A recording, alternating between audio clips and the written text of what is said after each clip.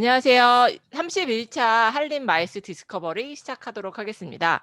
오늘은 저희가 지난주에도 사실 전시산업에 대해서 다루긴 했는데 또 다른 분들은 전시산업의 코로나 이후의 전시산업을 어떻게 생각하는지 한번 들어보려고 전시산업의 또 대가이신 세 분을 모시게 되었습니다. 우선 제일 먼저 엑스포럼의 신현대 대표님 나와주셨고요. 신 대표님 안녕하세요. 나오셨는데, 반갑습니다. 새해 복 많이 받으세요. 네. 두 번째는 킨텍스에 계시는 김태칠 처장님 나오셨습니다. 네, 안녕하세요. 김태칠입니다. 반갑습니다. 네. 그리고 마지막으로 글로벌 마이스 전문가 그룹의 이혜정 대표님 나오셨는데 오늘 지금 카메라가 조금 망가지셔 갖고 사진으로 지금 대체해서 참가하고 계십니다. 네, 안녕하십니까. 이혜정입니다. 네, 반갑습니다. 지금 말씀드린 것처럼 저희가 전시산업이 작년에 코로나 이후로 사실 되게 어려운 점이 많이 있는데 이런 전시산업이 올해 같은 경우에도 뭐 쉽지는 않을 거다라는 예측이 많이 있는 것 같아요. 뭐 올해까지는 작년과 비슷하다? 내지는 뭐 조금 나아지거나 그렇다라고 하면 코로나가 이제 뭐 언젠간 종식이 될 텐데 종식된 이후의 전시산업은 과연 어떤 모습이 돼야 하고 그렇게 되기 위해서 우리가 무엇을 준비를 할 것인가? 이런 부분들에 대해서 한번 이야기를 나눠볼까 합니다. 이야기를 시작하기 전에 우선은 신현재 대표님께서 작년에 카페쇼 개최하셨었고 저도 뭐 여기저기 예. 발표에서 네이버 커머스하고 같이 협업하셔갖고 하셨던 내용들 뭐 이야기하기도 했었고 저희 글로벌 마스 인사이트에 이제 이번 호에 못 나오고 다음 호에 인터뷰했던 내용들 직원분 인터뷰한 내용도 실리게 될 텐데 카페쇼 이야기를 조금 신 대표님한테 들어보도록 하겠습니다. 예. 잠시만요. 제가 그 PPT 자료를 띄울게요. 네. 네. 또 막상 하려고 하면 또 가운데에 화면 공유라고 초록 색깔 버튼이 있으실 거예요. 알고 있습니다. PPT가 안 떠가지고 또. 아, PPT를 안 띄워놓으셨구나. 잠깐 말하고 있었어. 이거지? 네네네. 되고 있어요. 이거지? 됐습니다. 네. 뭐 간략하게 제가 말씀을 드리겠습니다. 뭐 저희 작년 11월에 정말 시기적으로도 운이 좋아서 뭐 안전하게 행사는 오픈을 했고요.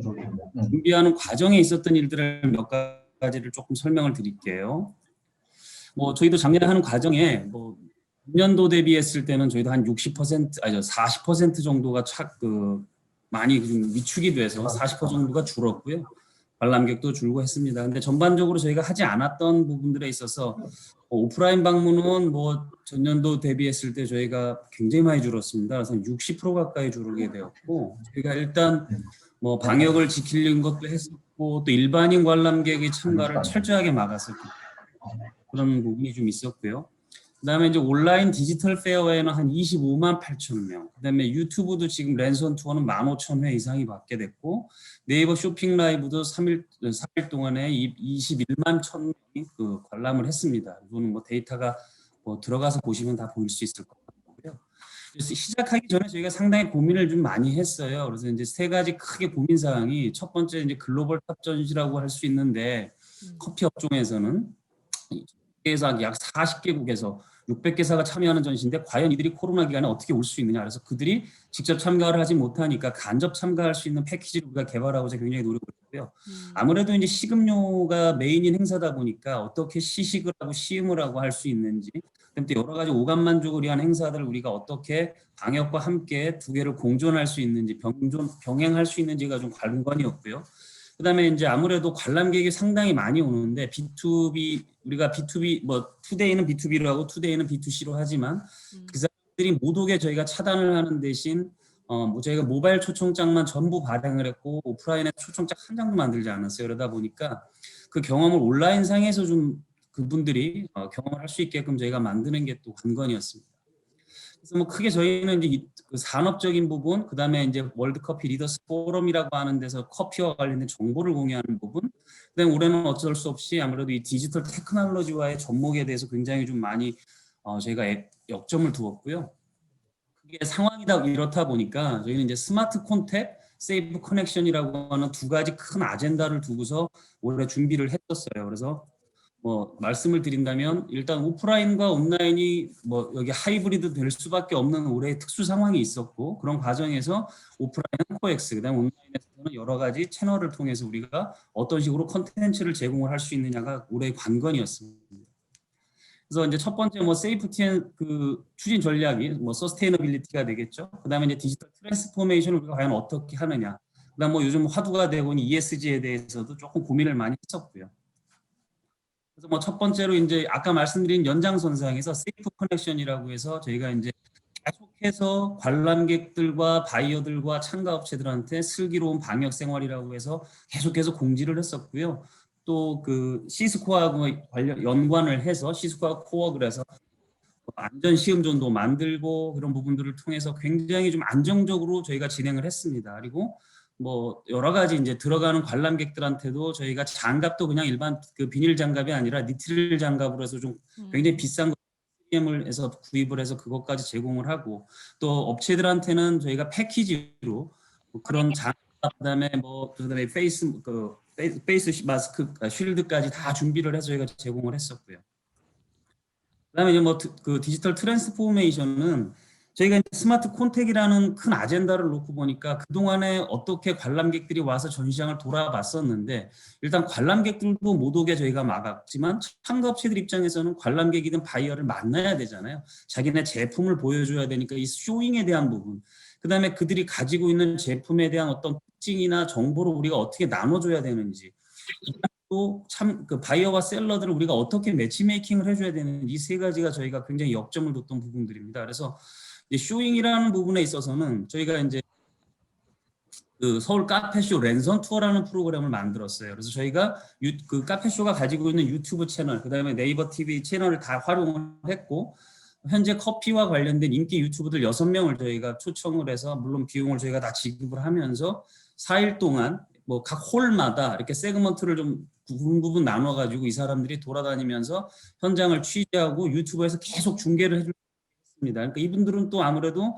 커피의 전문가다 보니까 일반 관람객이든 아니면 커피를 현장에 오지 못하는 사람들이 이 사람들한테 바로바로 댓글로 질의를 하고 신제품이라든가 새로운 기계에 대해서도 현장에서 피드백을 바로바로 줄 수 있게끔 그렇게 진행을 했었고요. 또 하나는 이제 뭐 진흥회를 통해서 저희가 네이버 쇼핑 라이브라고 해서 저희한테 나온 기업들이 특히 이제 이 중에서도 약간 B2C를 지향하는 기업들도 좀 있습니다. 그래서 그런 업체들은 현장에서 주말 내내 판매하는 금액들이 있었는데 그 부분을 우리가 메이크업 해주기 위해서 어떤 식으로든 좀 할 수 있어야 될까를 고민을 많이 했고, 그래서 네이버하고 쇼핑 라이브라고 해서 저희가 뭐 스튜디오도 다 꾸미고 해서 같이 진행을 했습니다. 그래서 4일 동안 업체들로 하여금 전부 다 2시간씩 돌아가면서 이렇게 저희가 또 호스트도 저희가 준비를 했고 뭐 에이전트를 통해 가지고 이런 부분들을 진행을 했는데, 말씀드린 부분처럼 저희가 최고 피크 찍을 때는 막 20만씩 들어오는 경우가 있어서 이 업체들은 정말로 현장에서 대단히 만족을 했습니다.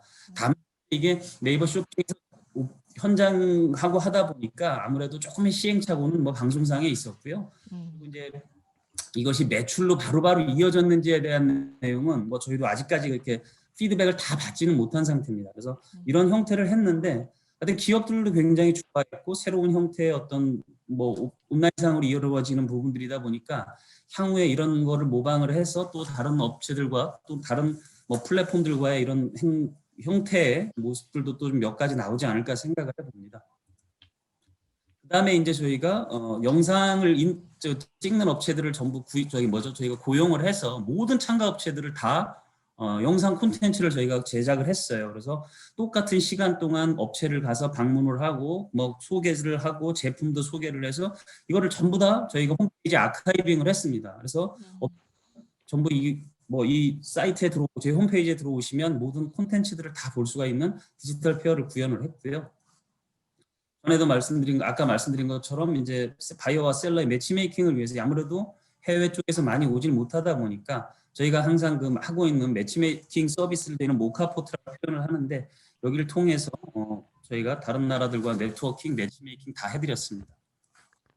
그다음에 이제 저희가 하고 있는 월드커피 리더스 포럼도 아무래도 올해는 온라인으로 할 수밖에 없는 상황이었기 때문에 해외 그 스피커들은요. 그래서 뭐 국제 커피 기구 ICO 위원장님 이런 분들도 이번에는 전부 온라인으로 저희가 초청을 해서 웨비나를 했고 현장에서는 물론 컨퍼런스를 잘 운영을 했습니다. 그래서 하이브리드 모델로서 저희도 포럼을 잘 진행을 했습니다. 이제 뭐 그 또 아무래도 요즘 뭐 사회적인 이슈잖아요. 그래서 저희가 에코 프렌들리하게 또 뭐 인바이러먼트를 신경 안 쓸 수 없는 부분이라 리유저블한 컵들을 저희가 자체적으로 제작을 해서 많이 좀 나눠드렸고, 그다음에 전부 다들 그런 그 나중에 이제 폐기물 뒤에 저희가 전시장 끝나고 난 뒤에 산업 폐기물 최소화할 수 있는 방법으로서 저희가 모든 부분들을 친환경적인 부분을 이용을 해서 진행을 했었습니다. 그다음에 이제 작년에 또 이슈가 아무래도 뭐 이 소셜 부분에 있어서 코로나로 인해서 고생한 분들이 많았기 때문에 저희가 메시지를 주고 싶었던 건 응원과 위로와 희망의 메시지를 주자라고 해서 우리는 언제나 커피 스마일로 이렇게 표현을 했고, 그다음에 모든 그 뭐 간호사 분들을 해서 제가 영상하고 포스터를 제작을 해서 함께 업체들과 공유를 했었습니다. 그다음에 이제 사실은 또 저희가 하는 프로그램 중에 하나가 저희 카페쇼가 세 가지 큰 중요한 카테고리가 있는데, 하나는 전시회고, 하나는 포럼이고, 하나는 이 월드커피 배틀이라고 하는 이벤트입니다. 근데 이 이벤트가 저희가 이제 4년 전에 처음으로 시작을 했습니다만 조금 요즘 그 시대에 맞는 이벤트거든요. 그래서 저희는 그때 당시는 뭐 저희 내부적으로는 사무실에서 하이브리드라는 용어보다는 저희는 크로스오버라는 표현을 많이 씁니다. 그래서 하이브리드는 좀 단순하게 믹스처하는 느낌인 거고, 크로스오버는 양쪽의 아이덴티티를 다 인정을 해주면서 그쪽에서 서로 간의 행사인데, 저희가 15년도 처음 했는데 이게 이제 어떻게 하는 경우냐면, 간단히 말씀드리면 전 세계 저희가 이제 커피 업계 홍보를 해서 모든 바리스타들이 이 행사에 본인의 그 영상을 찍습니다. 찍어서 유튜브든 아니면 저희 행사 홈페이지에 다 업로드를 합니다. 그럼 저희가 국내외의 심사위원들을 뽑아가지고 온라인으로 심사를 하게 됩니다. 그래서 32명을 온라인으로 심사를 해서 그분들의 그 작품하고 선수 소개들을 다시 온라인에 띄웁니다. 그럼 전 세계에서 본인들의 친구뿐만 아니라 아는 사람들이 다 보팅을 하게 되거든요.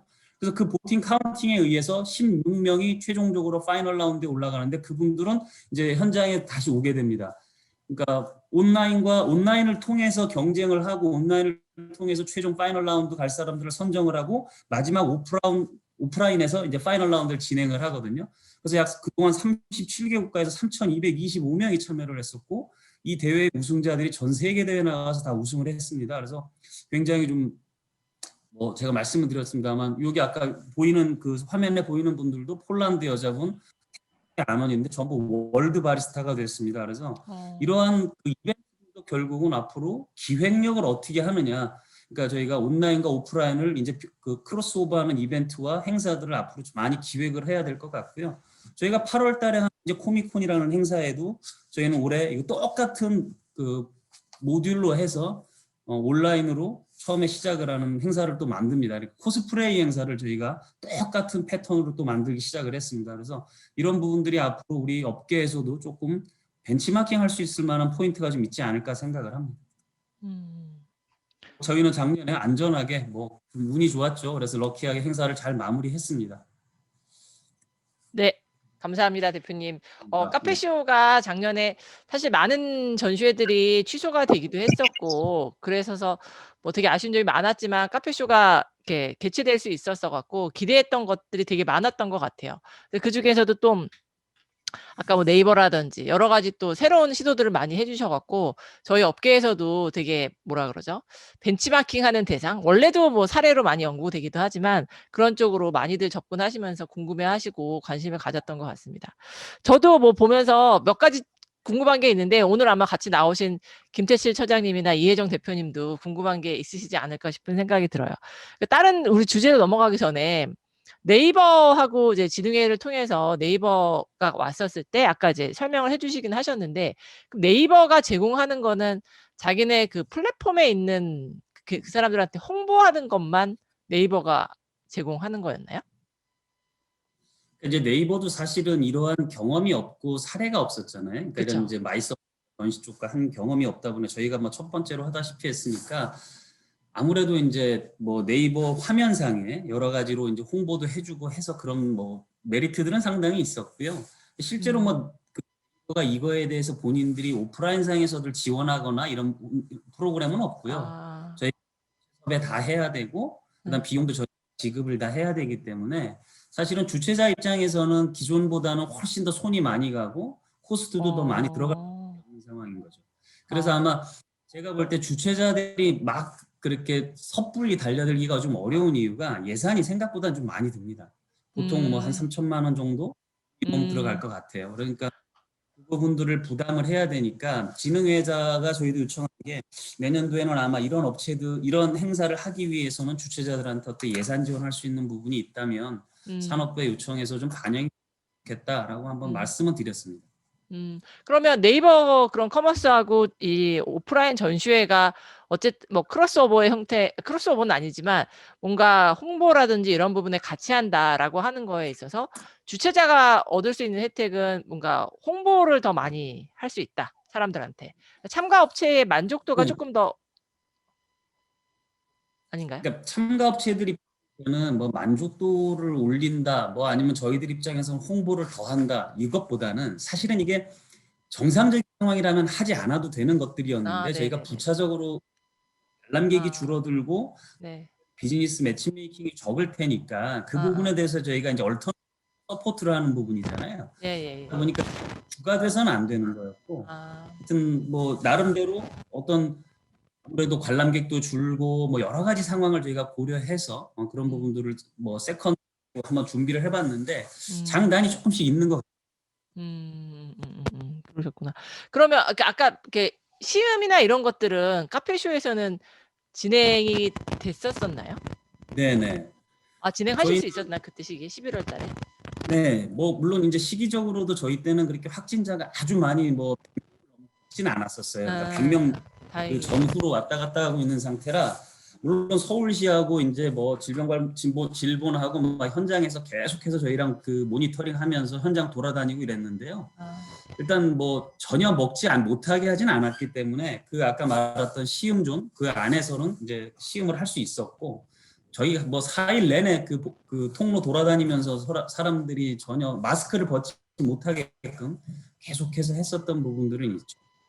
아, 시음 존을 따로 구성하시고 부스에서의 시음은 네네. 안 하고 그렇게 진행이 네네네. 됐었군요. 예. 네. 네. 알겠습니다. 혹시 김태칠 처장님 궁금하신 거 있으실까요? 신 대표님한테? 마이크가 꺼져 계셔서. 예. 처장님 마이크가 꺼져 계세요. 하고 하겠습니다. 예, 이제. 예. 마이크가 또 꺼지셨어요. 네. 됐죠. 네. 목소리 들리시죠? 네, 들립니다. 뭐 사장님 지난해 전시회 하신다고 정말 고생 많았습니다. 가장 근본적인 질문인데요. 결국 제 오거나이저가 그 하이브리드 전시회, 온라인 전시회를 이제 못하는 게 주최자 입장에서 그 ROI이지 않습니까? 수익이 안 되니까 못하는데 실제 솔직히 말씀하신 19년도 때 대비 20년도 전시회 그렇게 하니까 그 수익률이 얼마나 감소하게 되었는 거 첫째고요. 두 번째는 그런 참가 업체의 만족도, 참가관객의 만족도가 전년도 비교해서 어떤 수준인지, 이제 어차피 그 전시회는 주최자, 참가관객, 참가 업체 그게 핵심 플레이어니까 그 사람들의 반응을 좀 솔직하게 말씀해 주시죠. 예, 뭐 대놓고 말씀드리겠습니다. 수익률은 뭐 거의 절반 이하로 떨어졌습니다. 솔직히 말씀을 드리면 매출액도 많이 줄었고요. 50%보다는 조금 더 줄은 것 같아요.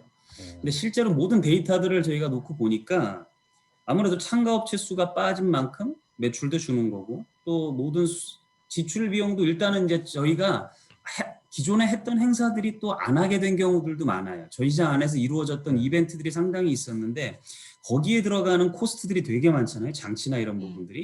그러니까 그런 부분들에서 세이브한 내용들이 아까 온라인상으로 다시 전환해서 저희가 인풋을 했기 때문에 결국 든 비용은 뭐 거의 뭐 세임이라고 보시면 될 것 같고 결국은 이제 수입이 줄었던 것 같고요. 또 하나 아까 뭐였죠? 참가 업체들의 반응이나 만족도, 또 비지트 이제 참관객들의 어떤 그 만족도, 예, 근본적인 참관객들의 반응도 그렇고 참가업체들의 반응도 전년도보다는 확실히 뭐 뜨겁을 수는 없죠. 그러니까 아무래도 관람객들 입장에서는 기존에 오면은 똑같은 뭐 예를 들어서 참가비를 내고 입장료를 내고 들어와도 상당히 많은 모델들을 볼 수가 있었고 여러 가지 기업들을 보고 제품을 볼 수가 있었던 건데 아무래도 물리적으로 줄었던 거고 또 기업체들 입장에서도 와서 해외에서 온 바이어나 또는 국내 바이어들을 많이 만나고 싶었는데 저희가 입구에서부터 뭐 그때 4스퀘어미터당 한 명 이렇게 제한이 되고 막 그랬잖아요. 그러다 보니까 들어오는 인원을 저희가 카운팅을 해서 하다 보니까 참가업체들도 아무래도 미팅의 건수나 또는 이런 부분들이 만족도가 전년 대비보다는 훨씬 좀 떨어졌죠. 다만 그분들께서 이제 올해가 특수 상황이고 그 특수 상황에서도 주최자로서 니들이 얼마만큼 열심히 이 부분을 메이크업하기 위해서 노력했느냐 이 부분에 대한 걸 저희가 최대한 좀 공지를 하고 알려드리려고 했는데 그래서 뭐 비교적 큰 무리 없이는 잘 끝이 났습니다. 하나만 더 질문 드리겠습니다. 그 지금 이제 코로나 시대에서 계속 온라인 전시, 하이브리드 전시가 이제 계속 뭐 화두랄까 계속 대두되고 있는데 정말 기술이 계속 발달해가지고 그 고도화된 기술 하에서도 이게 온라인 전시회, 하이브리드 전시회가 그 경쟁력이 있을 거라고 생각하십니까? 이게 오늘 주제가 그쪽이죠. 예. 네. 저는 사실 작년 한 해 저희 회사가 아무래도 전시회를 못한 게 많다 보니까 해외 전시 다 취소되고 국내 전시들도 뭐 거의 다 취소되다 보니까 저희 자체 행사, 주최 행사도 있고 대행 행사에서도 저희가 온라인 전시관과 관련된 대행을 저희가 한 3개인가를 했습니다. 3개인가 4개를. 그래서 하다 보니까 그 조금 저희가 좀 발빠르게 항상 움직이는 편인데 그러다 보니까 작년 1월에 그 저희가 하는 교육박람회가 끝나고 나서 1말 2초 때부터 벌써 해외에서 이런 온라인 전시관 모델들을 갖고 있는 파일럿 모델을 움직이고 있는 기업들을 좀 조사를 했었어요. 그래가지고 뭐 홍콩의 이벤트 엑스트라, 뭐 캐나다 브이페어스, 뭐 저기 인도의 헥사 페어스, 뭐 이런 애들 다 연락해서 인보이스 다 받아보고 어떤 그 기능까지 해주는 게 있는지 뭐 이런 걸 다 좀 준비를 했었거든요. 근데 그거 가지고는 좀 너무 뭐라고 표현해야 되죠? 좀 많이 유치한 수준이었고 그래서 뭐 국내 뭐 프로테크 업체들 울림 플래닛도 만나가지고 저희가 이제 또 하나 행사도 같이 하고 이랬거든요. 근데 저는 전적으로 말씀을 드리면 뭐 결론적으로 말씀을 드린다면 지금 현재 상황에서는 뭐 하이브리드니 온라인 전시관 자꾸 얘기하는데 지난 1년의 시간을 놓고 나서 보니까 지난번에 관광재단에서도 저희가 분과위원회 회의하면서도 그 얘기를 했지만 우리가 조금 그 관점이 다른 것 같아요. 기존에는 너무 익스티어리어라고 해야 되나요? 전시장 온라인 전시관이라든가 베뉴라든가 이런 부분들에 대해서 많이 집중을 해가지고 모델들, 부스 모델들 뭐 이런 거에 집중을 했던 것 같은데 1년이 지나면서 지금 저희가 느끼고 있는 부분은 해외 전시들도 저희는 굉장히 좀 많이 모니터링을 했는데 뭐 제가 이따 또 기회가 되면 또 다시 말씀을 드리겠습니다만 결론적으로 말씀을 드리면 전시는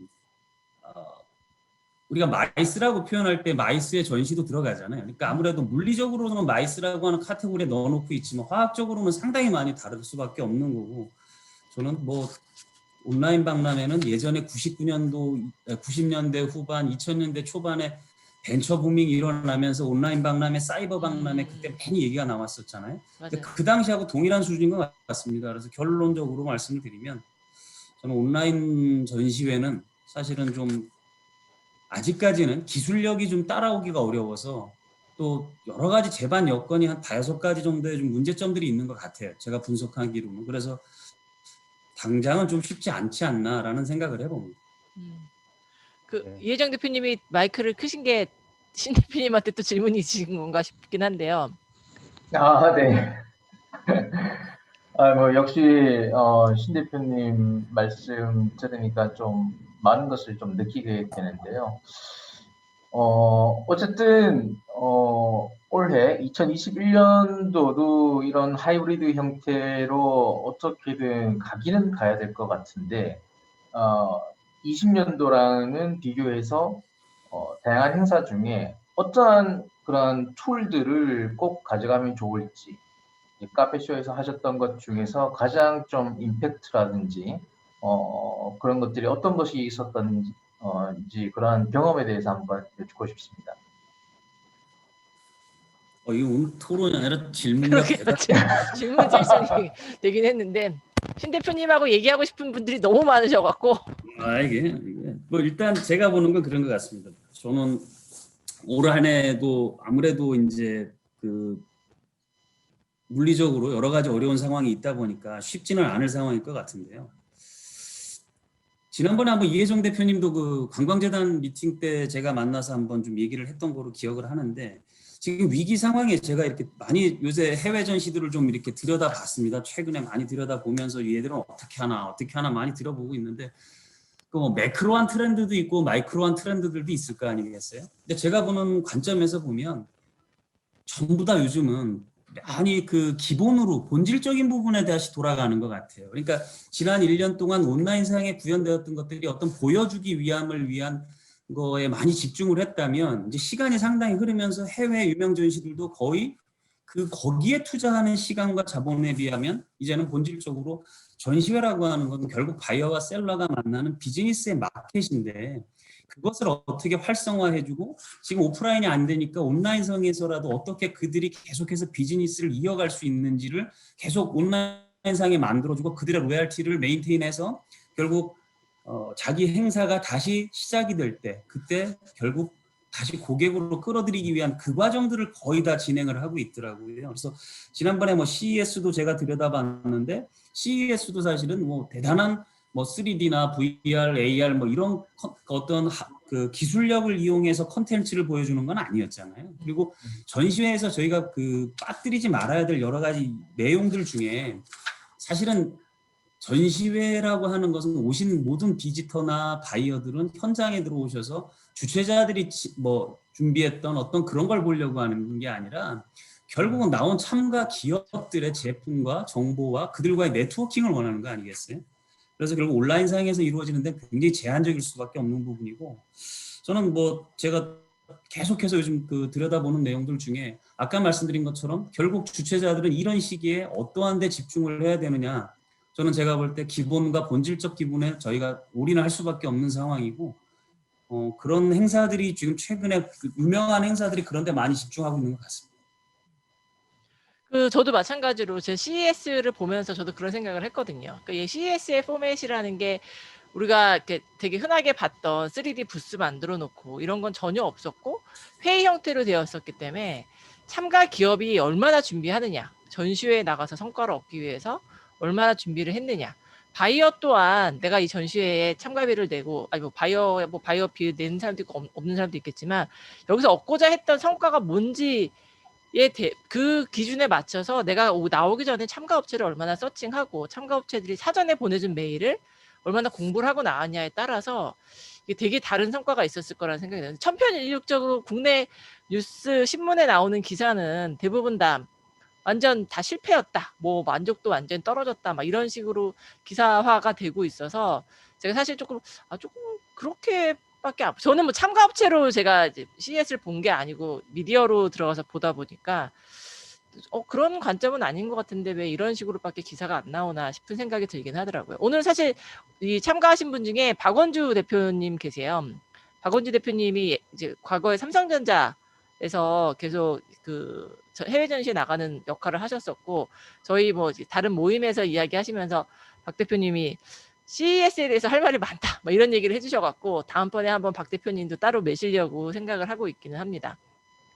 혹시 박 대표님이 나중에라도, 오늘 지금 들어와 계시기 때문에 일부러 저한테 아까 낮에 주소를 알려달라고 말씀하셔서 들어오셨기 때문에 한번 또 여쭤보는 기회가 되면 여쭤보도록 하겠습니다.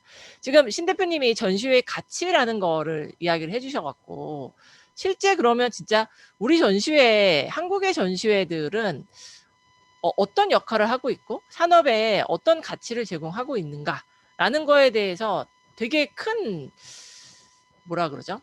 요새 우리 지금까지 뭘 해왔었지? 라는 물음이 생기는 것 같아요. 이런 부분들을 그냥 화려하게 보여주는 것만 갖고는 전시회에 있어서 기능을 하지 못하는데, 전시회의 가치가 무엇인지, 그러면 그 한국 전시 산업이라는 이 가치를 더 성장시키기 위해서 우리가 지금 준비해야 될 게 뭘까라는 부분을 고민을 하게 되는 것 같습니다. 이 부분에 대해서 혹시 김태칠 처장님께 한번 의견을 여쭤봐도 될까요? 먼저. 됐죠. 네. 제가 그 부분에 제가 그 평상시에 준비한 자료가 있는데 한번 띄워볼게요. 아, 네네네.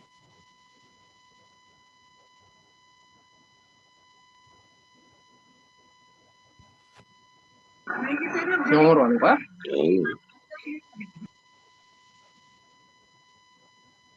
네, 보입니다. 이 다음 페이지 아, 여기 그 슬라이드 쇼 누르시면 컴퓨터 화면에서, 컴퓨터 화면에서요. 예, 파워포인트 화면에서 예. 어느 게 그냥 그렇게 넘기셔도 돼요. 지금 전시회란 게 보입니까? 네, 보입니다. 예, 뭐 길게 이야기할 필요 없고 이제 저는 보니까 전시회의 핵심적 기능은 거래의 매개체 기능이라고 생각하고 있거든요. 거래의 매개. 이제 결국 그 전시회라는 것은 어떤 비즈니스 플랫폼이고요. 비즈니스 마켓플레이스 역할을 한다고 생각하고요. 결국 그 거래의 매개체 기능은 이게 어디나 다 경쟁 관계가 있는데 결국 광고나 이제 우리 인적 판매 이런 관계대로 경쟁 관계가 있기 때문에 결국 그 본질적 가치는 핵심적 기능은 그 매개 기능을 하는데 이 매개 기능을 하는 매체들 간의 경쟁 관계에 있다고 좀 당장 그렇게 생각하고요. 뭐 기업들이 판매를 하는 데 있어서 뭐 전시회 안 나오고 광고해도 되니까 이 광고가 가장 가까운 경쟁 매체지 않나 저는 그렇게 생각하고요. 근데 이거는 뭐 우리 이제 너무나 잘 아는 그 논문에서 나온 내용이니까요. 그 이전에 그 전시회 기능과 같이 이건 제가 아우마 홈페이지에서 제가 따왔어요. 예, 이게 그 내용은 그 자세히 한번 읽어보시면 될 것 같고요. 전시회 독일에서 생각하는 전시의 본질적 기능이 첫째는 기업의 마케팅 기능을 하는 게 그 전시의 첫 번째 기능이고요. 두 번째 기능은 경제적 파급 효과, 경제적 그 지역 사회, 국가의 경제적 기능을 하는 게 또 중요한 기능이고요.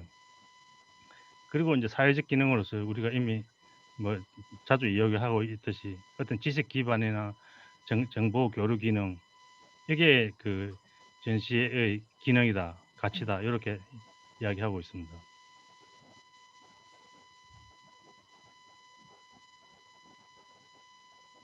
그 이제 기존의 전시의 기능이 요거는 그 독일 사람이 논문에서 제가 따온 건데요.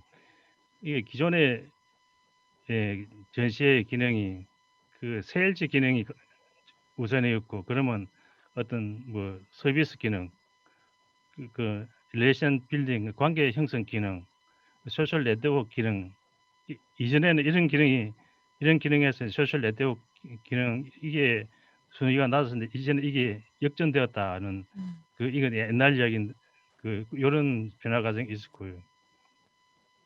최근에는 전시회가 그 어떤 기업의 혁신 기능을 해야 된다. 이제 우리 기존의 이래 피라미드 구조에서 그 기업의 고유 가치는 남아 있지만 판매 기능을 중요시하고 정보 기능, 네트워크 기능 이렇게 해서 그 콜래보레이션 기능인데 결국 그 기업의 결국은 관계 형성, 기업이 혁신하기 위해서는 관계 형성과 어떤 정보 공유, 콜래보레이션 통해서 기업이 겪는 추가할 가치가 혁신인데 전시회가 이런 기업의 이런 가치 사설의 기능을 해야 된다. 예. 요런 제가 자료를 본 게 있습니다. 네네. 그래서 뭐 요런 보는 각 각도나 대상에 따라다른데 근본적으로는 우리가 가장 근본적인 기능은 기업의 결국 마케팅 기능에 충실하게 하는 게 전시의 본질적 가장 큰 비중이라고 저는 그렇게 생각하고 있습니다. 한국 전시회는 그 본연의 기능을 어느 정도 수행하고 있다고 생각하세요?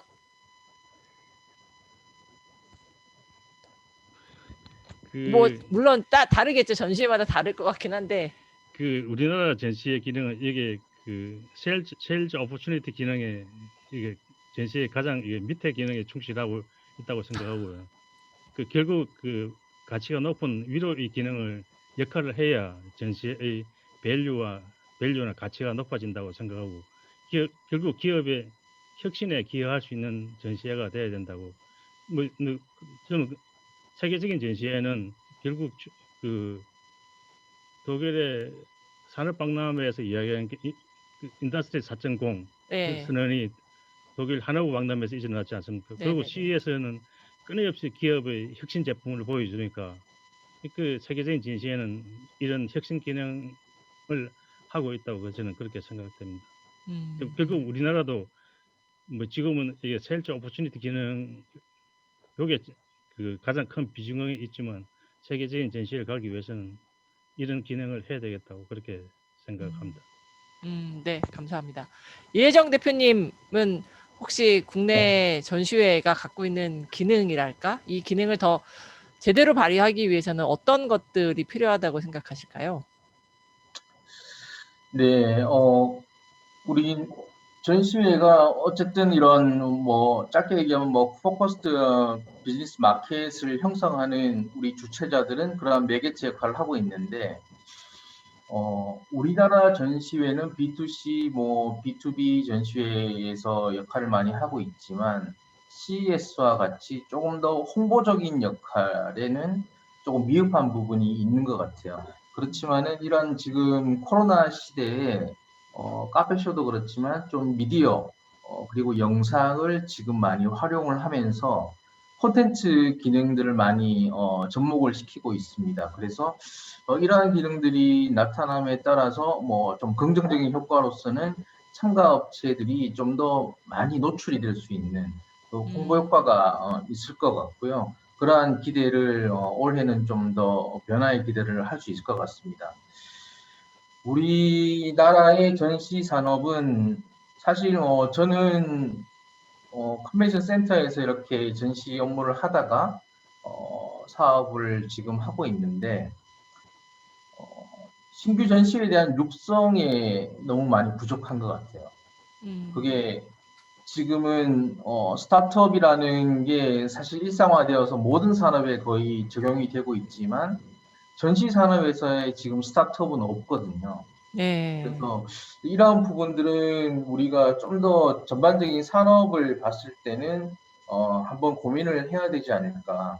근데 이 고민의 출발점은 전시장 임대에 있다고 생각을 합니다. 전시장을 배정을 받기도 힘들고 배정도 1년이나 2년 전에 배정을 받아야 되기 때문에 그럼 신규로 시작하시는 이러한 기업들은 1년이나 2년은 사실은 인풋밖에 없는 상황이 되는 거거든요. 그래서 이러한 생태계를 조금 더 튼튼하게 하려면 이런 좀 더 새로운 이런 기업들이 좀 더 쉽게 접근할 수 있는 이 전시장을 임대를 좀 더 유동성을 발휘를 해야 되는데 뭐 좀 쉽지는 않습니다. 뭐 코엑스나 킨텍스에 많이 집중되는 상황이긴 한데 그러한 부분이 저는 좀 더 고민이 필요한 부분이라고 생각을 하고요. 그리고 뭐 저희도 해외 전시회에 대한 뭐 에이전트 활동을 좀 하고 있는데요. 전시회 참가비는 제가 봤을 때는 뭐전 세계에서 한국이 제일 싼 것 같아요. 네. 예, 이러한 참가비가 낮게 책정이 되어 있는데 이러한 것은 전시회 질적으로 향상시키는 데는 뭐 당연히 걸림돌이 될 거고요. 근데 뭐 그러한 이유 중에 하나가 유사 전시회의 경쟁이 너무나도 치열하다. 너무나도 치열하기 때문에 뭐 사실은 F&B 같은 이런 식품 전시회 같은 경우는 뭐 참가비가 100만 원 정도 선에서 형성이 되고 있는 그러한 현실이기 때문에 이러한 유사 전시회들과의 경쟁은 피할 수는 없겠지만 우리 주최사들과 함께 뭔가 조금 참가비에 대한 고민을 함께 조금 해서 방향성을 조금 가질 필요는 있지 않을까 싶습니다. 그러한 차원에서도 정부가 주도하는 전시회가 사실은 또 영향을 많이 미치고는 있거든요. 정부 주도하는 전시회는 또 참가사가 민간 중소기업이라고 생각을 하고 중소기업들에게 이러한 기회를 제공한다는 그러한 명목으로 해서 참가비를 아주 좀 낮게 책정한 경우가 많은데 이러한 정부 주도 전시회가 민간 전시회들과의 이런 컨플릭이 일어날 수밖에 없고 참가사 입장에서는 또 하나의 비교 대상이 될 수 있고 그러다 보니까 저는 또 우리 전시 산업 중에서는 한 두 번째로는 문제점이 이제 참가 업체들의 참가비에 적정한 이런 책정이 필요하지 않겠느냐라는 부분이고 또 뭐 해외 전시를 연기해서 말씀을 드리면 해외 전시회에 이런 정부의 스포츠나 뭐 AT나 이렇게 해외 전시회 참가 지원을 하고 있거든요. 네네. 전시회를 선정해서 하고 있는데 한 번 선정된 전시회가 거의 뭐 지속적으로 10년, 20년 지원이 되고 있어요. 왜냐하면 한국에서 참가하는 업체들이 많기 때문에 지원을 한다라고는 하고 있는데 뭐 독일과 같이 예를 들어 CES를 3년 지원했으면 그 다음에는 졸업을 시킬 필요가 있다고 생각을 해요. 그래서 다른 또 국가의 다른 전시회에 대한 지원을 하고 그렇게 되면 우리 국내 참가 기업이 기존에 3년 동안 지원을 받아서 해외 전시 참가를 해서 성과를 가져내고 4년 차부터는 자체적인 예산을 투입을 해서 또 가치를 투자를 해야 된다고 생각합니다. 그러면 이게 선순환으로 전시회에는 이렇게 투자를 할 필요가 있구나. 그래서 국내 전시회도 참가비에 투자하는 거에 대한 그러한 좀 마인드가 좀 바뀔 수 있지 않을까 그런 생각을 조금 해봤습니다. 네, 이 대표님이 되게 이제 넓은 스펙트럼에서 다양한 의견을 주셨는 것 같아요. 차근차근 짚어보도록 하고 우선 그 디지털화 시켰을 때 아까 김태칠 처장님, 혹시 신 대표님 뭐 경쟁력에 대해서 더 하실 말씀 있으실까요? 전시산업의 본원적, 뭐 본원에 대한 이야기는 해주셨던 것 같고 경쟁력이라든지 우리 국내 근데 뭐 전시산업. 오늘 갑자기 그런 담론을 나누려고 했던 건 아닌 것 같고 네네. 그럴 때는 지금 뭐 이 대표 좋은 말씀했는데 그 내용들이 일단 뭐 지금 최근에 많이 그 몇 년간에 걸쳐서 많이 논의가 됐던 부분들인데 차츰차츰 조금씩 개선이 돼야 될 거라고 보고요.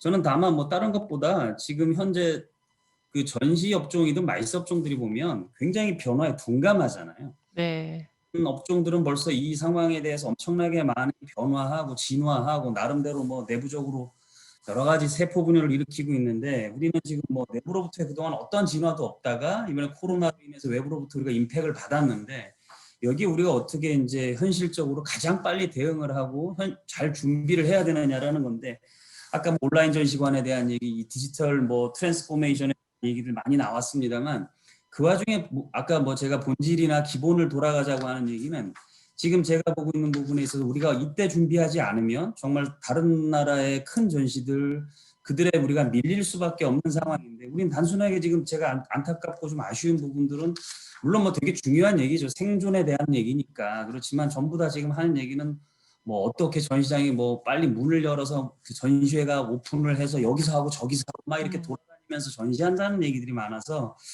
그것도 중요는 합니다만 그래도 지금 우리가 무엇을 이 시기에 다시 뒤집어보고 곱씹어서 지금 뭔가 준비를 하지 않으면 모든 외국의 주최자들은 이 시기에 지금 어떠한 준비를 할까요? 저는 뭐 이렇게 보면서 깜짝깜짝 놀라긴 하는데 그런 것들 보면 정말로 제가 이따가 뭐 시간이 되면 또 잠깐 말씀드리겠습니다만 그런 것들을 보면 그때마다 정말 우리 한국의 전시업계 정말 대우각성하고 이대로 가다가는 정말 공멸할 수밖에 없지 않나라는 생각이 들 정도로 위기 상황 많이 느낍니다. 저는 개인적으로. 예, 맞습니다. 저도 되게 동감하는데 디지털화에 대해서 조금 더 이야기를 나눠보면 아까 이제 그 김태철 처장님께서 전시회가 주는 여러 가지 기능 중에 네트워킹이라든지 그런 기능들이 향후에 올라가야 된다, 더 중요해지고 있다 말씀 주셨는데 그런 부분들을 우리가 지금 디지털이라는 게 산업에 같이 들어오면서 디지털에 이렇게 컨텐츠가 올라가는 것만으로도 소셜이라든지 네트워킹이라든지 릴레이션십 빌딩이라든지 이런 것들이 향상될 수 있다고 생각하시는지 아니면 그런 것들을 하기 위해서는 전시회에서 어떤 서비스들이 더 추가가 될 필요가 있다. 생각하시는지 좀 여쭤보도록 하겠습니다. 우선 네, 처장님 먼저 말씀하시려고 그러시나요? 아니면 신 대표님 먼저 말씀드릴까요? 부탁드릴까요? 예. 예. 아까도 제가 얼핏 말씀드렸는데 지금 저희가 온라인상의 이 주최자들이든 뭐 제가 볼 때는 사실은 뭐 저도 작년에 많이 돌아다니면서 마이스 업계 쪽도 많이 PCO나 이런 쪽도 많이 좀 만나봤습니다. 일단 우리나라에서 저희 마이스 업계가 가지고 있는 구조적인 모순 또는 구조적인 한계가 있어요. 이 디지털로 이렇게 전환하는 과정에서 저희가 가질 수밖에 없는 핸디캡이 여러 가지가 있는데 그중에 이제 첫 번째 몇 가지 제가 말씀을 간단히 드려보면 저희가 어떤 회사든지 개발자를 보유하고 있지 않잖아요. 네. 그러다 보니까 어떤 에이전트를 만나든 인하우스에 두질 못하니까 전부 에이전트 만나서 무엇을 만들더라도 처음에 헤게모니는 저희가 아이디어를 주고 돈도 우리가 주고서 시간까지 투자를 해서 다 만들어냅니다, 프로그램을. 근데 결국 시간이 흐르고 나면 헤게모니는 프로그래머가 다 가져가죠, 그 회사가. 네.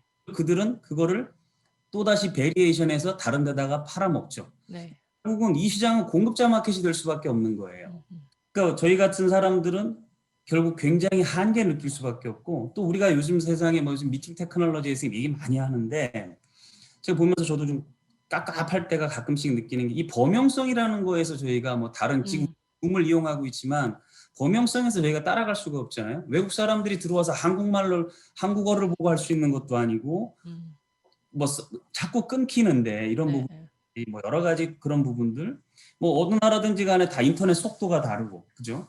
인터넷 뭐 관련된 부분들이 다 다르다 보니까 스펙들 그래서 언어도 다르고 여러 가지 문제가 있고 또 안전성에도 굉장히 좀 담보할 수 없는 부분들이 여러 가지가 있죠. 뭐 데이터베이스도 있을 수가 있고 뭐 이런 부분들 좀 걸리고 그다음에 이제 저희가 전시회를 하면서 온라인 박람회에 대해서 조금 제가 회의적인 얘기를 자꾸 하는 이유는 지금 그동안에 작년 한 해 동안 제가 가장 많이 들은 의견은 주최자들이 왜 이 온라인 사이버 박람회를 안 하느냐, 왜 안 하느냐 이랬는데 실질적으로 제가 아까 말씀을 드렸지만 비지터나 바이어들은 그 홈페이지에 들어와서 보고 싶은 건 저희의 익스티어리어가 아니라는 거죠.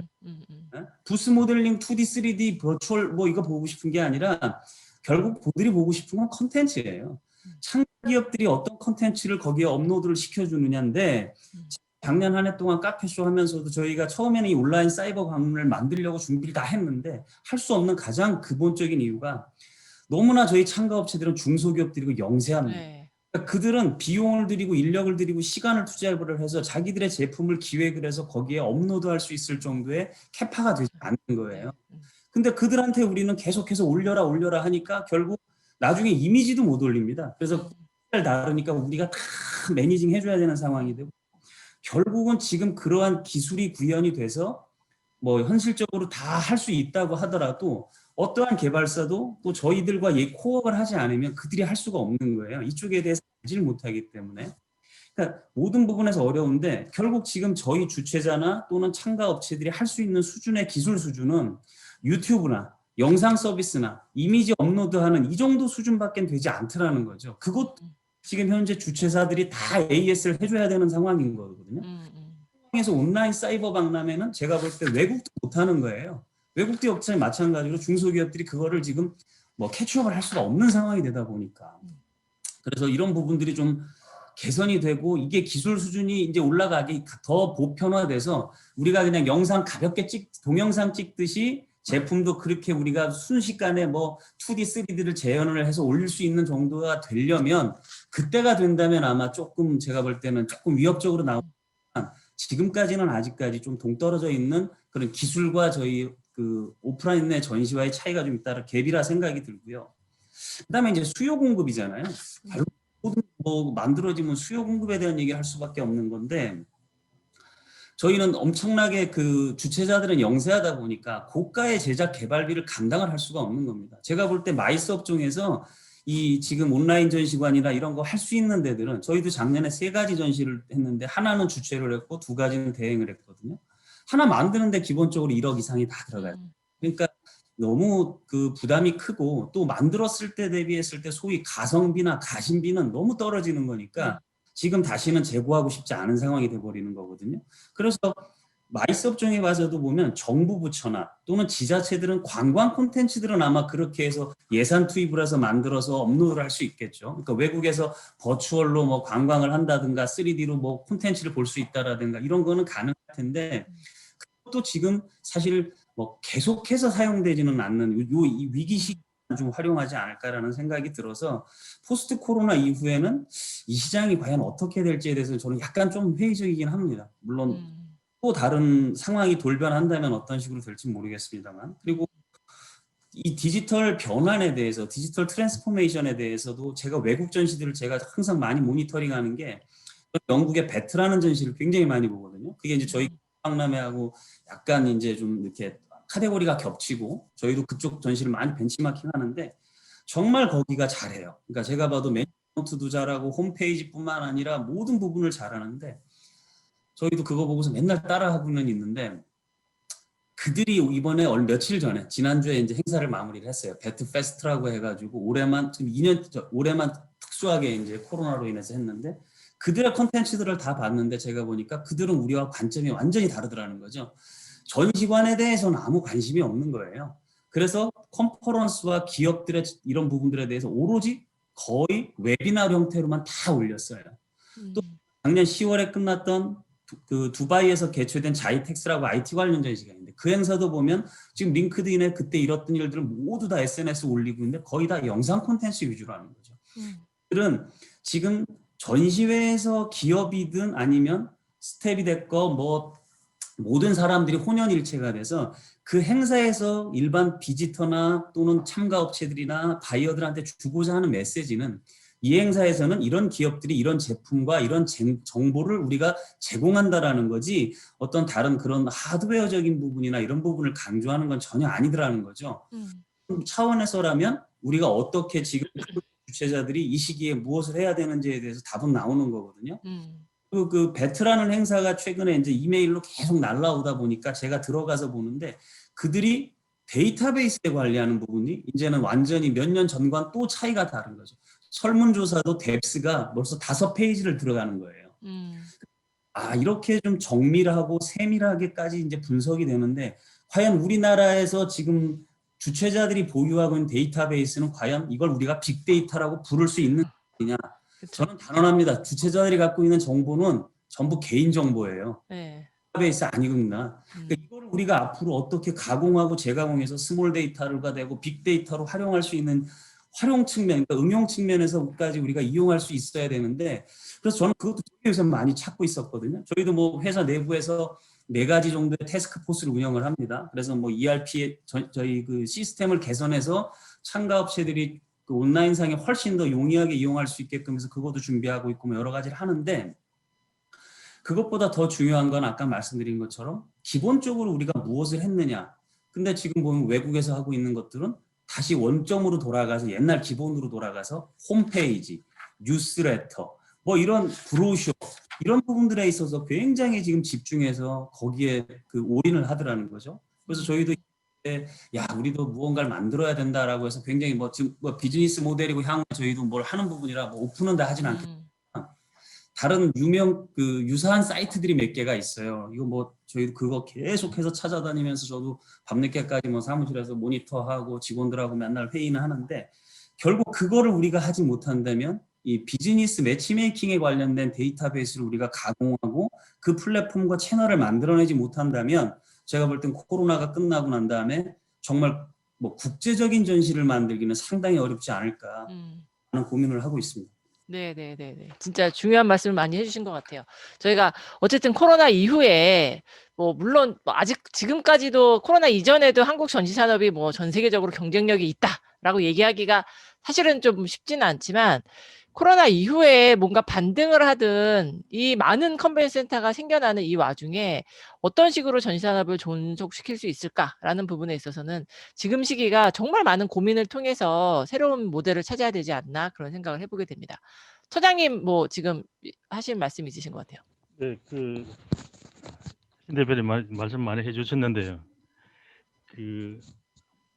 그 상당한 부분을 공감하면서도요. 좀 공감할 수 없는 부분도 몇 개 좀 있습니다. 그러셨어요?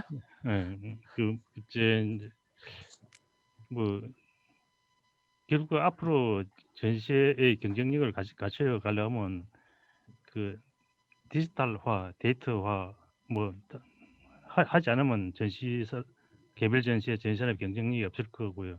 그쪽으로 가고 있는 방향에 대해서 잘 말씀해 주시고요. 지금부터라도요. 전시회 하는 주최자나 그리고 산업 자체적으로요. 이런 디지털화 데이터를 하지 않으면 결국 우리 산업의 세계적인 경쟁력 확보하는 건 어려울 거다 생각되고요. 이제 요 이야기를 좀 말씀드리고 싶은데 지금까지 글로벌 전시 오거나이저는 잘 알고 있지만 옛날에는 저 출판회사 미디어 회사들이 그 글로벌 전시 오거나이저가 되어 있지 않습니까? 그런데 이제는 그 온라인 플랫폼을 갖고 있는 기업이 전시회를 지배하지 않을까 이런 생각을 가집니다. 그게 왜 그러냐면 제가 최근에 이상 네트워크를 갔다 왔는데요. 지금 신현대 대표님이 그 하반부에 말씀해 주신 그런 플랫폼 데이터를 이미 기반이 확충되어 있습니다. 되어 있는 걸 봤습니다. 그래서 우리나라에서요. 그 이상 네트워크가 가장 강한 전시 주최자가 될 거라고 저는 생각합니다. 왜냐면 이상 네트워크는 몇 세 이상은 이미 그 온라인 비즈니스를 하던 기업이 전시 업종에 들어와서 이제 전시 비즈니스 하고 있는 상황인데요. 그 전산실에 27명이 근무하는데 지금 전시 쪽만 관여하는 사람이 13명이 하고 있습니다. 그 사람들이 그 홈페이지 한 50개 되는 홈페이지 관리하고요. 데이터베이스 관리하고 쉽게 하면 그 CRM 우리는 CRM인데 그걸 페어 매니지먼트 시스템이라고 해가지고 그걸 시스템을 해가지고 그걸 모든 데이터베이스를 관리하고 결국 조금 지나면 빅데이터 분석까지 갈 수 있는 그런 체제를 갖춰지고 있더라고요.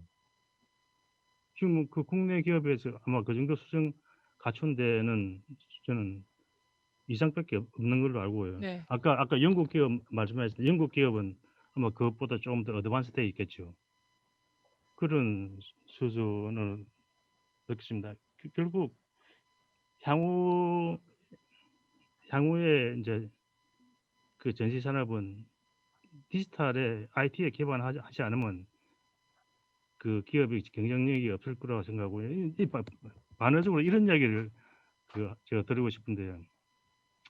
뉴욕에 있는 그 금융투자 회사 모간스턴, JP 모건 이런 기업들은 우리는 이제 금융회사, 투자회사가 아니다. 우리는 IT 회사라 이런 이야기를 하는 걸 봤거든요. 왜 그러냐면 이전에는 사람들이 트레이딩을 했는데 이제는 사람들이 하는 트레이딩을 그 프로그램을 해가지고 그 기계들이 다 트레이딩을 한다. 그 전에 수백 명이 하던 그 트레이딩 하는 직원들 다 잘라내고 그걸 다 기계들이 한다는 게. 그래서 이제 전시회도 이 데이터를 수집하고 마케팅하고 애프터 서비스하는 이런 모든 과정이 뭐 기본적인 사람들을 하지만 이게 그 IT가 해내지 않으면 경쟁력을 가져가지 못할 거라 저는 그 뭐 영국 사례 말씀해 주신데 이상돼도 그쪽 하는 사람들하고 이야기하다 보니까 야 이게 앞으로 방향이겠구나 저는 절실하게 느꼈습니다. 네, 감사합니다.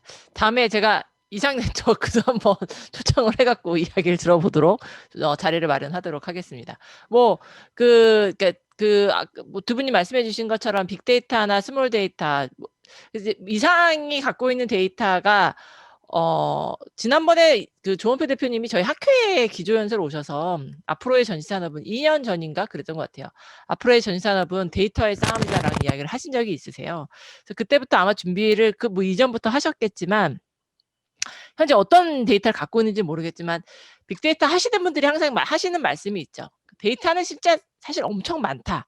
하지만 빅데이터를 활용하기 위해서는 이거를 수집하기 전에 내가 이거를 어떻게 활용할 것인지에 대한 계획이 있어서 그 계획의 바탕으로 수집의 방법을 찾아야 된다.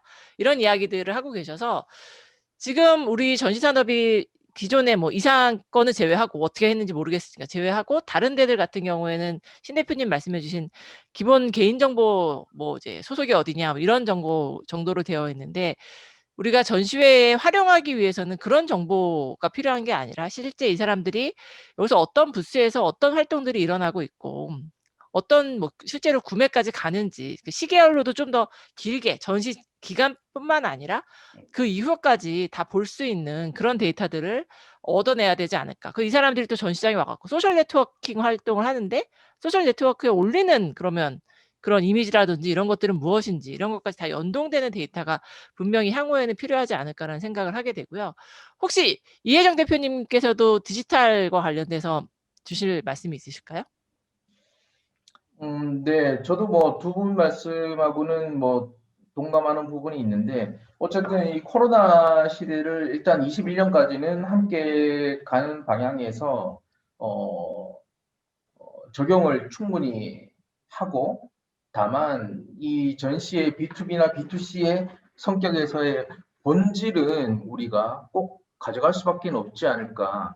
디지털이 이 전시의 본질을 넘어서지는 못할 거라는 확신은 가지고 있습니다. 그래서 지금의 본질을 지켜가되 이 디지털을 어떻게 활용할 것인가, 한 7대 3 정도의 무게를 배분을 해서 준비를 해야 될 것 같고, 그러한 차원에서 이 코로나를 지나면 정말 분야별로 정말 전시회에 강자들만 좀 살아남을 수도 있지 않을까.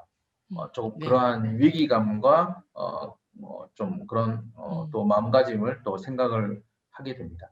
그 같은 맥락에서 이제 디지털이라는 온라인 전시회라는 거는 사실 뭐 보완제 형태가 됐거나 지금 뭐 7대 3 이야기 해주셨는데 그런 형태로 할 때 지금 아시다시피 국내에 올해 울산 컨벤션 센터가 개관을 하고 안동이 개관을 하고 지금 오송, 그다음에 천안, 아산, 전주, 춘천까지 전시 컨벤션 전문 컨벤션 센터가 새로 건립이 될 예정입니다.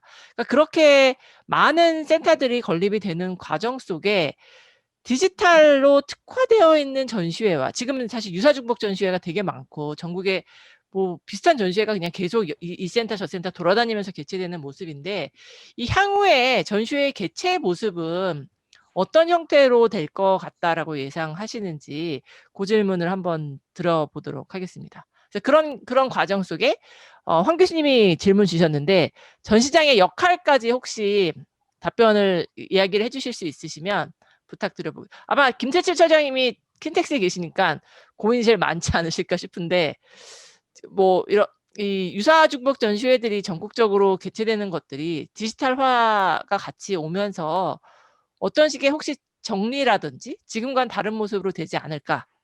그다음에 두 번째는 그런 상황 속에 전시장들은 어떤 역할을 해야 될까? 그 질문 먼저 드려보겠습니다. 그 첫째 질문에 대해서는 저는 이렇게 생각해 보고 싶은데요. 우리나라가 이제 그 FTA 하면서 농업을 개혁 개방하면서 우리나라 소작농이 다 망했지 않습니까? 이게 뭐 쉽게 하면 조그만 논밭 가지고 농사를 지어가지고 경쟁력이 안 되니까 그게 이제 농지 개량하면 대형화했고 이제 그러면서 기계화하면서 농업의 경쟁력 보조금 주면서 진행했는데 뭐 그는 국제적인 경쟁력을 갖출 수 있는 전시장은 뭐 그렇게 치더라도요. 그렇지만 나머지 이제 지방 전시장까지는 경쟁력이 없냐? 저는 그렇게 생각하지 않습니다. 이미 우리나라가 이제 소득 수준이 뭐 3만 불 이제 계속 발전하고 있는데 그 소득 수준에 맞는 가치 있는 행사들이 지방 지역별로 행사가 개최되고 꼭 전시회만 아니라 전시장 측면에서는 다양한 부가가치 있는 뭐 로컬 전시회, 로컬 이벤트, 내셔널 이벤트 아니면 인터내셔널 이벤트를 할 수 있는 뭐 크지는 않지만 지방에서 할 수 있는 그런 퍼실리티가 있어야 되는데 그런 지방 전시장은 뭐 가동률 문제만 가지고 얘기할 게 아니라 그 존재 자체 그 자체로 그 지방이 존재하는 의미가 있고요. 지방을 평가하는 기준이 되기 때문에 꼭 가동률에 한정해서 지방 전시장센터의 가치를 평가 제가 할 것은 아니라 생각하고요. 뭐 이웃 일본을 보더라도 제가 보니까 일본에 전시 컨벤션 센터가 53개가 있더라고요. 네. 그런 측면을 보면 우리나라의 지방자치단체별로 하나씩 있는 거는 저는 뭐 그 지방 존재 차원에서 필요하다고 생각하고요. 유사정복 전시의 문제에 대해서는 이런 유사정복 전시에 생겨나는 여러 원인이 있지만 그 첫 번째 원인은 그 정부의 보조금 정책, 정부 지원 정책 그게 원인한다고 생각되고요. 그렇지 않으면 경쟁력 없는 전시회는 사라질 수밖에 없는데 그 지원금 받고 전시회 나고 지원금 받고 전시회 하니까 이게 이제 그 명명률 유지하면 계속 진행되고 있는데 그게 이제 타 전시회에 뭐 나쁜 영향을 미친다가 그렇게 생각되고 있는데 뭐 이제 유사 중복 전시회가 저는 결코 나쁘다고만 생각하지 않습니다. 제가 독일 전시회를 검색을 해보니까 뭐 한 5, 6년 꽤 오래된 7, 8년 된 것 같은데 독일의 자동차 산업이 많이 발전했으니까 자동차 관련 전시회를 검색하니까 한 40개가 되더라고요. 그러니까 뭐 국제 전시회 필요 없이 지역 속성에 맞게 그런 전시회가 발전하는 거는 저는 의미가 있다고 생각합니다. 그 대신 이제 이게 정부가 지나치게 정부 지원금 받아가지고 이게 하다 보니까 이게 의미 없는 전시회가 생겨가지고 참가업체도 만지 못하고 성과도 없는 이런 전시회가 생겨나는데 이런 거는 좀 사라져야 되지 않나 이렇게 좀 생각합니다. 네, 감사합니다. 혹시 이혜정 대표님, 아까 초반에 잠깐 유사중복 전시회라든지 이 신규 전시회 전시장 그 선점이라기보다는 예약도 힘들고 이런 얘기 해주시긴 하셨는데, 또 마지막에 또 아까 7대3 이야기 해주시면 디지털 전시회도 얘기해 주시긴 하셨는데, 이혜정 대표님께서는 아까 제가 기억하기로는 맥락상으로는 그 디지털화 되는 부분에 있어서 강점을 갖고 있는 전시회들은 조금 그런 것들이 많아지게 되면 유사중복 전시회도 없어지고 강자가 살아남을 수 있다. 이렇게 이해했는데 맞나요?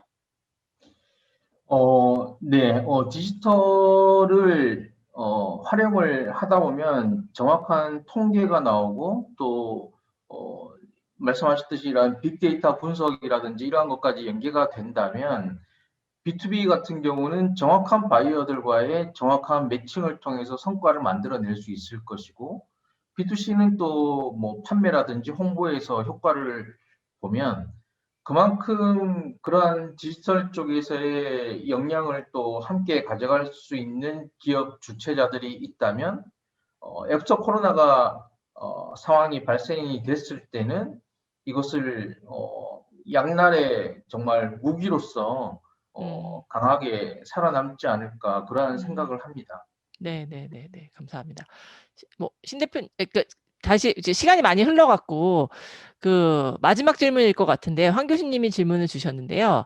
전시회가 플랫폼이 되어야 할까요? 그 산업에 다른 온라인 플랫폼과의 경쟁력이 전시회 플랫폼이라는 게 있다고 생각하는지, 앞으로 새로 우리 업계에 진입하려고 하는 신규 전시인들에게는 어떤 비전을 제시하시고 싶으신지 그 부분을 마지막 질문으로 던져보도록 하겠습니다. 혹시 추가 발언 하셔도 상관은 없고요. 신 대표님 먼저. 네, 글쎄요, 갑자기 질문을 헷갈리나? 아니. 제가 말씀드린 내용 중에서 김태출 처장님께서 조금 오해를 하신 것 같아요. 저는 디지털화하는 게 저희 전시업계에서 그렇게 도움이 되지 않는다고 표현하지는 않았고요.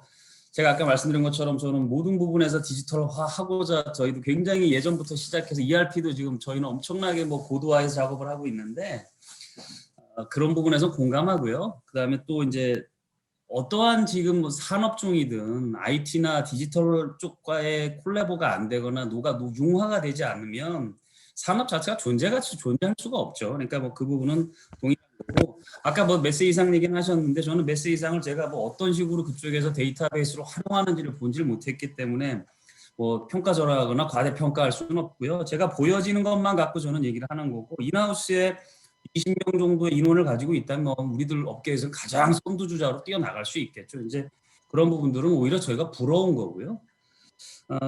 그래서 앞으로 뭐 2, 3년 뒤면 어떤 지금 처장님 말씀하신 것처럼 그 정도로 대단한 수준이 올라가면 저희도 뭐니 보고서 벤치마킹을 해야겠죠. 제가 최근에 본 것 중에는 그 UBM하고 인포마가 푸드 앤 호텔 아시아라는 그 행사를 저희 많이 합니다, 동남아에서.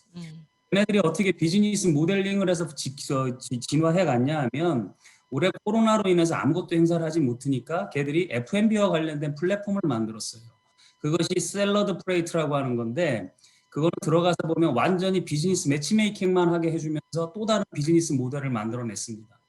저희도 지금 뭐 글로벌 소싱 페어하는 글로벌 소스에서도 그렇고 있고, 또 뭐 2, 3년 전에 매종 오브 젠 모어라고 해서 MOM이라고 하는 또 참가자들 많이 모여 있는 행사, 그 쇼핑몰 자체도 만들어놨었고, 그러니까 실제로 데이터베이스를 가지고 다른 데서는 벌써 외국에서는 비즈니스 모델을 엄청나게 폭발적으로 진화시켜 나가고 있는데, 우리는 지금 아까 뭐 한두 회사가 무엇을 어떻게 한다 이게 아니라, 뭐 제너럴리하게 보면 지금 모든 주최자들이 갖고 있는 데이터베이스, 물론 뭐 저는 아까 메세 이상 건 못 봤으니까 제가 말씀 못 드리고, 저희들이 가지고 있는 것만 봐도 저희들도 비교적 많이 앞서가는 편이라고 노력을 하고 있음에도 불구하고 저희도 제가 볼 땐 개인정보 수준이거든요.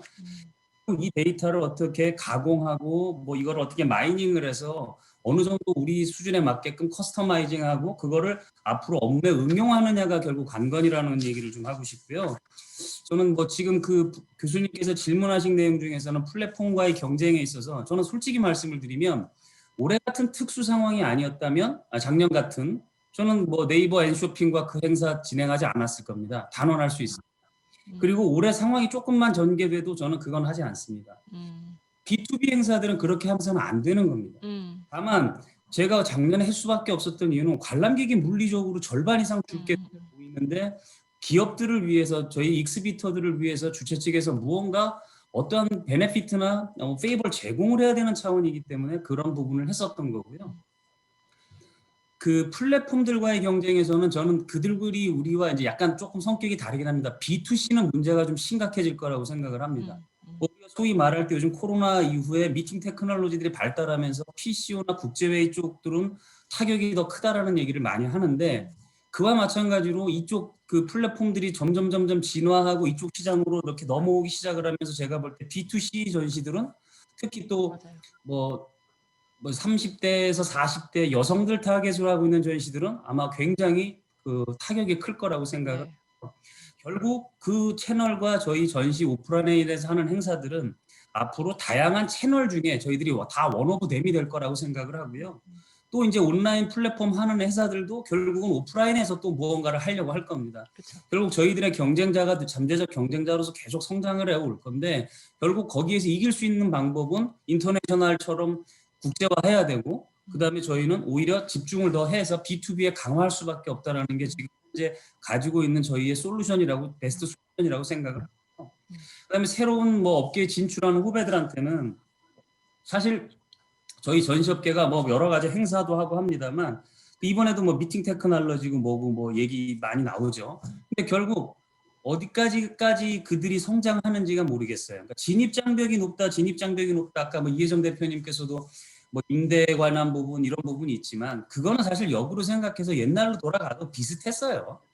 그러니까 지금 그 제가 볼 때 어떤 상황이 주어졌던 간에 뭐 후배들은 성장하기 위해서 본인들이 더 그만큼 노력하고 애를 써야 되고, 다만 저희 선배들은 어떤 생태계를 만들어주고 그들이 만든 이제 제품이나 솔루션을, 가령 뭐 예를 들어서 미팅 테크놀로지 업체들이 전시나 컨벤션 쪽에 와서 본인들이 뭐 프레젠테이션을 하고, 그거에 따라서 저희가 또 피칭도 해보고, 그럼 우리가 또 보고서 관심 있는 사람들은 투자도 할 거고, 아니면 뭐 M&A를 할 수도 있을 거고, 또 아니면 뭐 자기네 자회사로 편입을 시킬 수도 있을 거고, 뭐 형태는 여러 가지가 있을 거라고 생각을 합니다. 그래서 다만 이쪽의 업종은 아까 말씀드린 것처럼 어떤 상황이 되더라도 온라인과 오프라인이 병행할 수밖에 없는 상황이 될 테라서 새로 의욕을 갖고 있는 요즘 젊은 친구들한테 제가 그 경쟁력이 더 있다라고 보는 부분은 지금 오늘 저희들끼리 대화하는 과정에서도 IT나 또는 뭐 디지털라이제이션 이 부분에 대해서 수박 겉핥기식의 얘기만 하고 그쵸. 있지 안에 들어가서 정확한 워딩과 정확한 표현을 못 하고 있거든요.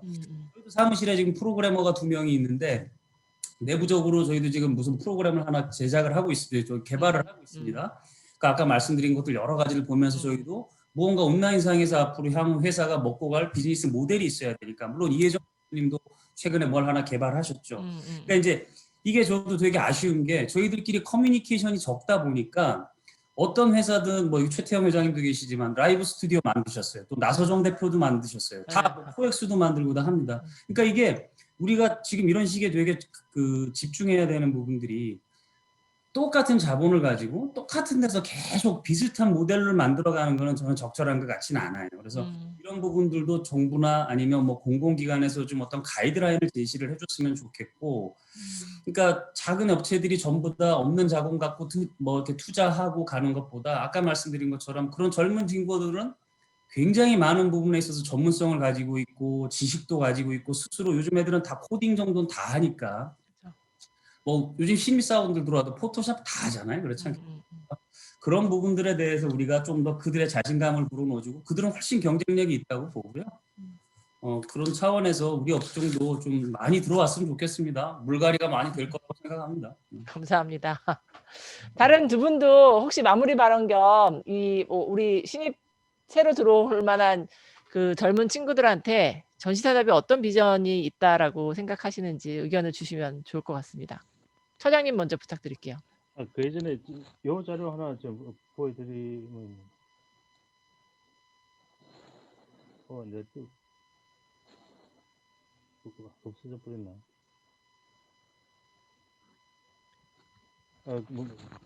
우리 이혜정 대표 먼저 하시죠. 제 자료가 안 보여가지고. 아, 그러세요? 이 대표님 먼저 그러면. 네. 네, 전시 주최자의 입장에서 말씀드리세요? 아니, 말씀하세요. 예. 네. 좀 더 이런 신 대표님 말씀하셨듯이 조금 이 업종들과의 교류가 새롭게 만들어지고 좀 더 새로운 인물과 또 새로운 프로젝트들, 뭐 콜라보레이션이라든지 요즘 워낙 많은 이런 이슈들이 만들어지고 있는데 전시만 사실은 조금 정체되어 있고 좀 동떨어져 있는 그런 느낌인데 그러한 프로젝트들이 좀 많이 활성화되어서 전시만이 가지고 갈 수 있는 그런 색깔을 조금 더 지켜나갈 수 있으면 좋겠고요.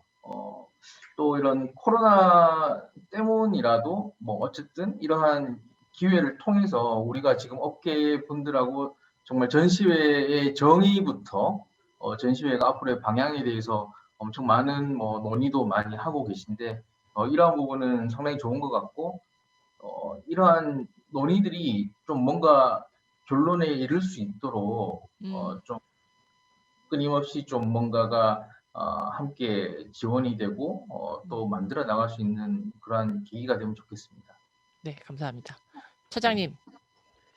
예. 제가 그 파일을 바탕화면에 깔아놨는데 잘 안 보이는데 결국 제가 교수님이 참석해라 해서 이게 UFI 홈페이지 가서 받은 자인데 다른 분들 좀 참고가 될 것 같았어요. 이 파일 제목이 The Future of Digital and Hybrid Event. 요 자료인데 이제 다른 분들도 이 자료를 한번 보시면 이 지금 그 디지털 앤 하이브리드 이벤트 뭐 중조성이랄까 대체성이랄까 이런 게 요에 대한 인식을 가지는데 도움 될 것 같아서 한번 보시면 될 것 같고. 네. 결국 아까 황 교수님 말씀해 주신 게 이제 플랫폼 비즈니스인데 결국 전시회를 비즈니스 플랫폼이라 이야기하는데 이 플랫폼이 더 나은 부가가치를 창출하기 위해서는 우리 IT 분야에 있는 플랫폼과 융복화가 저는 방향성이라 생각하고요. 결국 변화 발전을 하기 위해서는 새로운 영역의 부가가치를 끌어들여야 그 나의 존재도 더 발전할 수 있다 그렇게 생각되고 그래야 이 우리 전시 산업에 스스로 부가가치가 있어야 여기에 젊은 인재들이 들어오고 그 똑똑한 사람들이 인재들이 있어야 산업을 키워가는데 실제 뭐 잘 아시겠지만 컨벤션 업계에 뭐 센터하고 몇 개 뭐 전시 주최자 빼고 급여 수준이 열악하지 않습니까?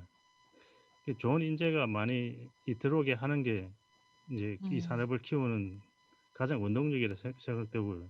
그러기 위해서는 각 전시 기업들이 정말 그 초과 이윤이 생겨야 새로운 투자도 하고 직원 복지도 높여질 수 있다고 그렇게 생각하고 하여튼 어떤 형태든지 이 업에 종사하는 사람들이 같이 협력을 해서 산업의 가치를 부가가치를 더 높이는 방향으로 그 지혜를 모아야 된다고 또 하나만 부가 설명하면 근데 그 사장님 아까 이야기 계속 그 해주는데 저는 이게 비즈니스 이 플랫폼 이건 하나의 공공재를 생각합니다. 이게 기본 포맷을 만들어가지고 우리나라 이 산업에 종사하는 사람 쉽게 말하면 전시 관리 시스템 같은 게 하나 공공재를 만들어지면 각 기업에 같이 공유해서 쓰고요. 각 기업에 필요한 만큼은 뭐 텔레 등을 한 수중해서 쓰면 되니까 그 기본 기초 개발 비용은 정말 정부 예산으로 해가지고 같이 좀 개발했으면 좋겠다 하는 게 제 생각입니다.